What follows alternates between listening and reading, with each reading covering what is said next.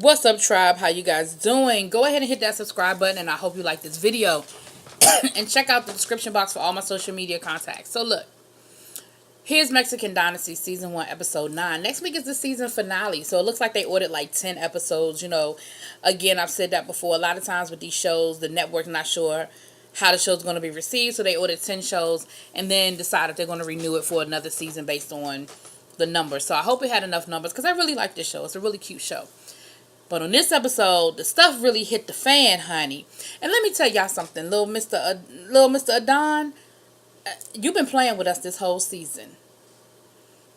Adan, you've been playing.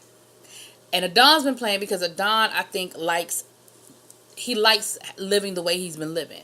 But Adan is no dummy. And Adan knows exactly what's going on with him. I think it was a matter of when he wanted to make his move and how he wanted to make his move. But he knows exactly. All these time we thinking Adan is a little clueless and he know what he doing. He know exactly what's going on. Now, with that being said, let's jump on into this. So we know we had this situation last week with the party. Doris got upset, and somebody was really upset that I got Doris and Marty mixed up. I truly apologize. It is not on purpose. Clearly, I knew the difference because I said their names correctly at the beginning of the conversation, and by the end, I just got them mixed up. So sorry. But again, I did it just now. Marty was very upset and wanted to leave the party. So we pick up this episode with sort of a split conversation that they like to do in reality shows, so you can see what both people were thinking. So Marty's talking to Fernando about why she was upset and what was said. Doris is talking to Oscar. And Doris is like, look, I was coming from Yom Kippur, and it's all about cleansing and coming clean. And so I wanted to have a conversation with Marty about how I was feeling and what I needed from her as far as if I'm going to work with Adan. Now, what Doris said and what Marty heard are two totally different things. Doris said, I need Adan to take his craft more seriously. I need him to get some voice lessons because he's off pitch at times. If he's not going to do that, or if that's not what he wants to do, then we need to look at some alternative options for him. What Marty heard was, your son can't sing, he's horrible, he's going to need to quit being a singer, and I'm just going to find something else for him to do with his life. Oh, and by the way, without you. That is not what she said. Now, she did say that he needed some help and he needed some voice lessons, but she never said he had no talent and that he shouldn't sing. She just said if he's not going to be, honest with himself about his shortcomings as a singer, then he needs... Sorry, y'all. Ooh, why'd I start yawning? It's not even 8 o'clock yet. Then, he needs to look into his other options. So you had this split conversation going on. So then Adan comes into the room, and Marty and Fernando start having a conversation with Adan, basically saying, you know what she said to me, and this, that, and the other. And Don was like, look, see, this is my problem. I told y'all, at this point, I'm looking for a team. I need to keep my business relationship separate from my family relationship. I have Doris over here, and I already told y'all, if y'all can't figure out a way to work together, then I'm just going to be done with the whole situation, and I'm going to stay over here and work with Doris, and y'all are going to have to just deal with it. He was saying, and then basically he was like, and y'all going to have to show me something. Show me what you bringing to the table. And they were like, what? Like, we've been managing your career forever. What are you talking about, what we bring to the table? And so, then there was a rubber hitting the road moment, right? So there was a moment where Fernando was like, Adan, you are so arrogant at this point. You know, you talking about, I need to show you what I got. He said, I tell you what, I'm out. You, your mom, Doris, but I'm not dealing with it. I don't want to have nothing to do with it. So Adan was like, fine, then be out. I don't think he meant out the house. He meant, then fine, get out of the situation. Fernando was like, no, this is my house. You get out. And you could see the look on Adan's face was like, oh shit. But of course, now he can't back down. Okay, fine, then I'll leave. Next thing you know, Adan done moved out the house, honey. And that is not what Fernando was saying. At least that's not what I picked up from what Fernando was saying. Anyway. So on the other side, we have Doris and Why am I yawning? I'm sorry. We have Doris and Raquel. Raquel is starting her own skincare line. She said that people ask her all the time, what does she do? What is her regimen? How does she keep her skin looking so fresh? I thought it was a doctor. I thought she had like gone under the knife, but I guess not. But if she's never had surgery, then she looks good. And whatever she's doing, she does need to put in the damn bottle. But I don't think that's the case. But anyway, that's my 2 cents. So, but it neither here nor there. She started her own skincare line, and they're having the big launch for it. And so they talk about that and everything, and and also the fact that she is on TV and people know who she is. She has a following, and all that good stuff. Now over to the Adan and Nicole house. I'm gonna make sure I'm not saying it wrong. He goes, "What am I yawning? Golly, who is yawning?" He goes over to their house, and he comes in the house. Jenny, why I call that girl Nicole, over to Jenny's house. So Adan shows up, and he lets them know what happened. He said basically, yeah, I left the house. I kind of got. Now here's the thing. Here's how you could tell he just knew it was gonna blow over. He didn't even pack no bags, honey.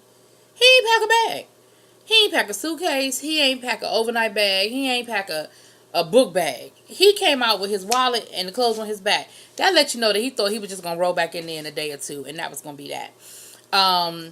But he goes over there and he basically lets them know what happened and what went down. And of course, Jenny more so than Adan basically said, well, I'm glad. I'm glad you are sort of coming into your own. Now, mind you, he been out the house all the 5 minutes, Jenny. Nobody said nothing about him coming into his own. Nobody said nothing. He just got mad at Fernando and left the house with his wallet. But he is upset. And he does say some things that basically would make you believe that he really truly is sort of tired of certain things going on at the house, and of course they did what a good brother would do and say, look, you can stay here. Look, I don't have everything that you used to having, but I got an air mattress and you're more than welcome to sleep on it until you figure it all out. And while they're having the conversation, his mother calls, and there was some sort of event that he was supposed to go with her, or she thought he would come, and she was like, well, I thought you would come, but but you didn't show up. And he was like, so what? And I do think he was a bit harsh with his so what, or why does it matter? And she said, well, I guess, then she throws the guilt trip on him. Well, I guess getting laid is more important than spending time with me. Click. He was like, what? Because, of course, Marty automatically thinks that he done ran over there to be with the girl that he met at the party the night before. Because the girl is at Alan's house. Now, he does like the girl, and later on in the episode, he enjoys spending, they finally have a little kiss. We can get to that in a minute. Jenny, I like you, but you're doing too much. You was pushing a little hard, Jenny. You was pushing a little hard. Let Adan figure it out for himself. He is not a child. He is 26 years old. He been married. He know how to find a woman, get a woman, keep a woman. Well, the keeping a woman part might be the part he need help with, but he certainly know how to let somebody know he's interested. He done been married before. But he did, but anyway, so Adan and Jenny are both saying, look, you need to get from up under them. They're stifling you. This is a good opportunity now for you to just kind of come into your own, which I don't disagree with. Excuse me. I don't disagree with, but again, he been out the house all of 15 minutes. I don't think we need to give him too many praises until we see some long-lasting decisions. But I was shocked that it even went down this far and that it even went to this extreme. I honestly can say I was shocked, because 3 episodes ago, you couldn't have convinced me that Adan would have left the house and when he would have had the types of conversations he's had with his parents in this episode. You wouldn't have been able to convince me of it. What was funny, though, was the next morning, Adan calls over to the house to try to get some of his clothes because he doesn't have anything to wear. They're having the launch for Raquel's skincare line is that day, and he don't have no clothes to wear because I told you he didn't even pack a bag, honey. He didn't pack a garment bag, a suitcase, a book bag. So he calls over to the house to talk to Jesus. And here's what I find interesting, Adan. And you complaining about how the parents do too much and this, that, and the other, but he called Jesus, who's the security, to see if he could bring him a bag. And as soon as Jesus answered the phone, you took over the conversation. He know how to ask for his own clothes. He didn't need you to ask. He had the phone in his hand. So I feel like everybody is guilty of Baby and Adan. I do, because I saw Alon do it. I sat there and saw you do it. So Jesus, he said, Jesus, can you bring me can you bring me a suit, something to wear tonight? Jesus was like, well, let me ask your mama if that's okay. Because at the end of the day, Adan doesn't pay him anything. Okay? He works for the parents. So he goes, and Fernando was like, tell him he's more than welcome to come and get some clothes and go back out. But you're not going to be running back and forth. I need you here. And that was the right answer. Fernando was not wrong for that at all. And Adan, of course, act like that was a problem. And then he go along, well, you just have to wear the same thing you would. Don't go over there. You're not going over there. Fernando didn't do nothing wrong. If he wasn't smart enough to pack a damn bag before he left, you said you were moving out. Now, I can understand that you don't have time to pack your whole wardrobe, but you ain't had time you didn't want to pack a suitcase? Take a couple of outfits with you? Come on now. That ain't on your daddy. And for your daddy to say, Jesus works for me. He not going to be running back and forth taking you bags and outfits and clothing. Because then he only asked for one suit. He didn't say, can you pack me a bag? He said, can you bring me one black suit? What? That's crazy. Which again tells me that Adan didn't expect to be gone for long. He really didn't. Because if he had planned to be gone for long, he would have done what most people would do when you're moving. You take what you can carry at that moment, and then you come back for the rest later. He didn't do that. He took his wallet and walked out. So we see a conversation with Doris talking to her Aunt Patty, Cousin Patty, and come to find out, Sam done dated Patty. Now, Patty said it was years and years ago, and that he's a really nice guy. She really likes him, and she's glad to hear that Raquel is spending time with him and that they're hanging out and they're spending time together. She said he's a really nice guy. And I really think that that's, good for your mom that she's spending time with him. And Doris is actually starting to sort of come around to the idea, of her mom, spending time with Sam. She's still not crazy about Sam and her mom in a relationship. But what we found out was, and they may have mentioned this earlier and I just kind of glossed over it, her dad had been sick for a while. And see, the thing what people don't understand is, and I've seen this happen in my family a couple of times, when someone deals with a long-term illness, and you know that at the end of this road, they're going to be gone, right?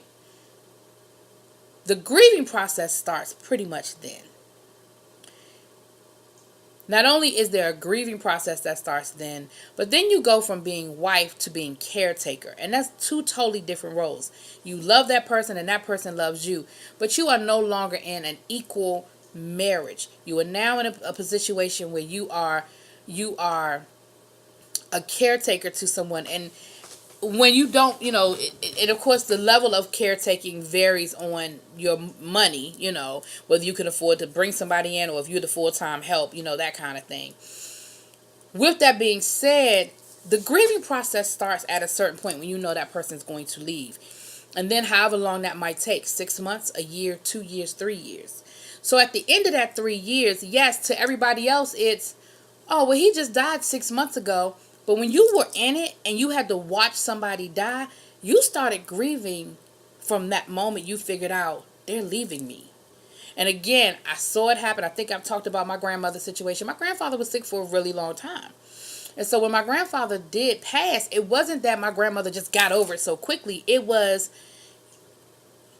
you took care of this person and you watched them slowly deteriorate. And then once my grandfather was gone, people on the outside say, oh, well, he's only been gone for XYZ months. But in reality, my grandmother had been grieving for years. Does that make sense? Let me know if it makes sense to y'all. So that's kind of where Patty was telling Doris, like, look, your father was sick for a really long time. And so the grieving process started early. And then it evolved. And so Sam is a good guy. I'm glad your mother had somebody to talk to. That kind of thing. And so Doris is sort of coming around a little bit.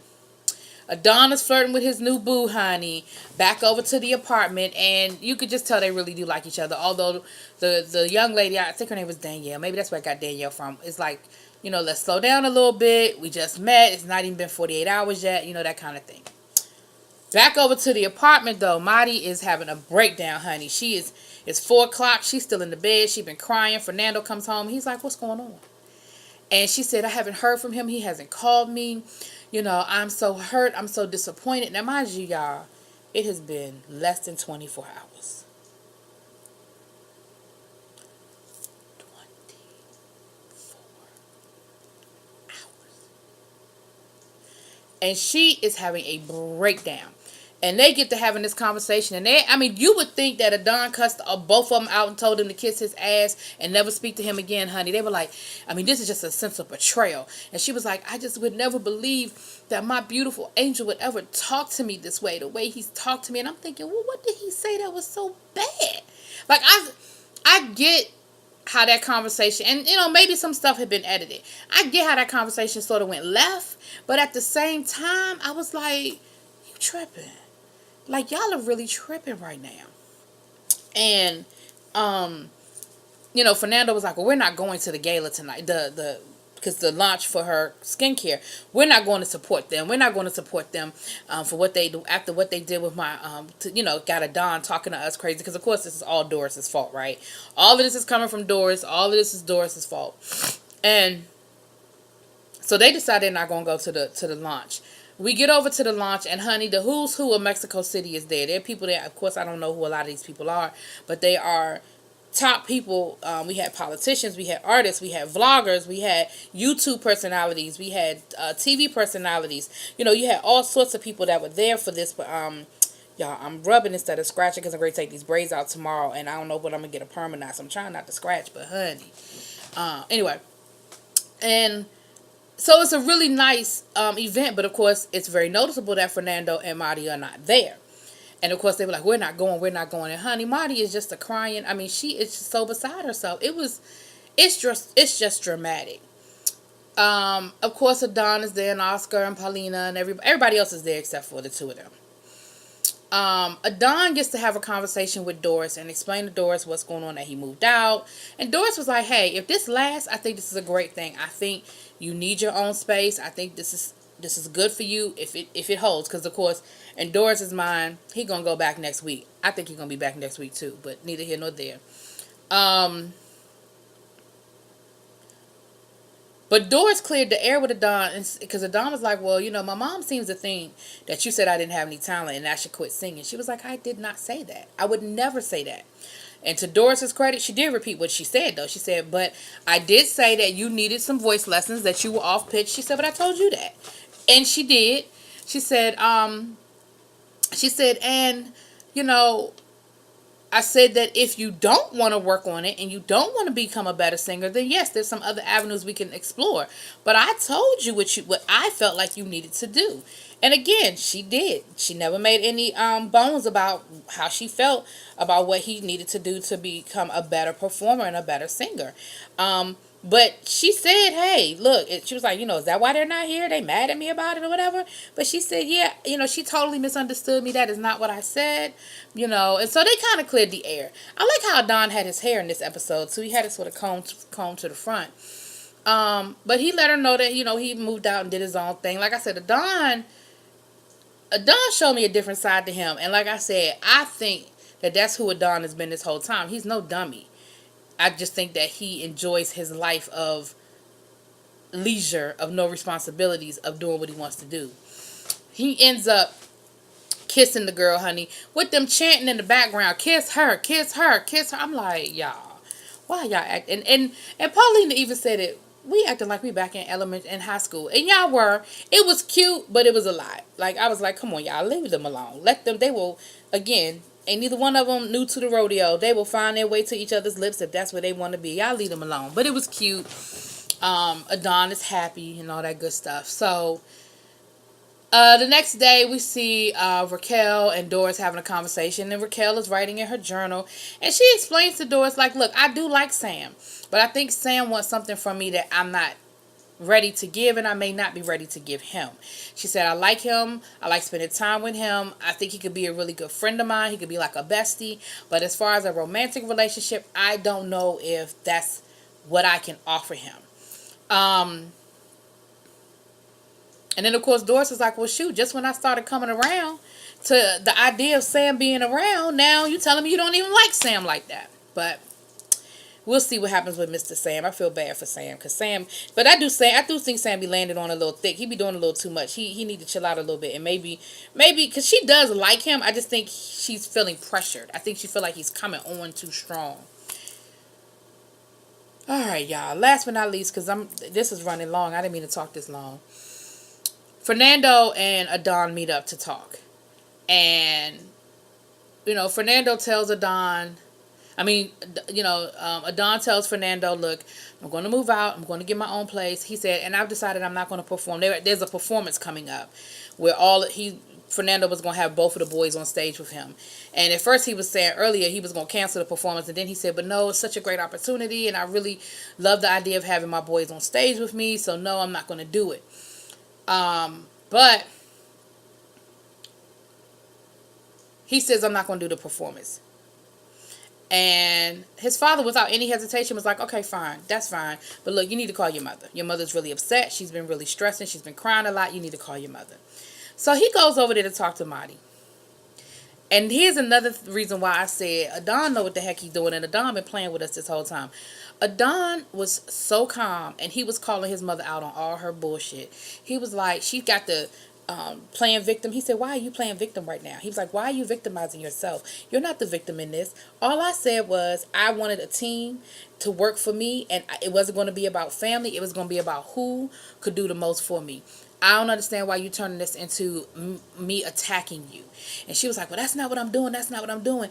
I'm just saying, that how could you do this to me? How could you? He was like, see, that's what I'm talking about. There you go again. And he was so calm about it, y'all. It was crazy. I was like, oh, Adan been playing. Adan has been playing with us. Honey, then she tried to do some reverse psychology and said, I think you're making a big mistake, but you know what? I have to let you fall so that you understand. So, you just I would have to let you go and let you fall. Adan said, and fly away. I said, oh, shit. In other words, I'm not going to fall, boo. I'm about to fly. I'm about to soar. So then she realized that didn't work. So then she started crying.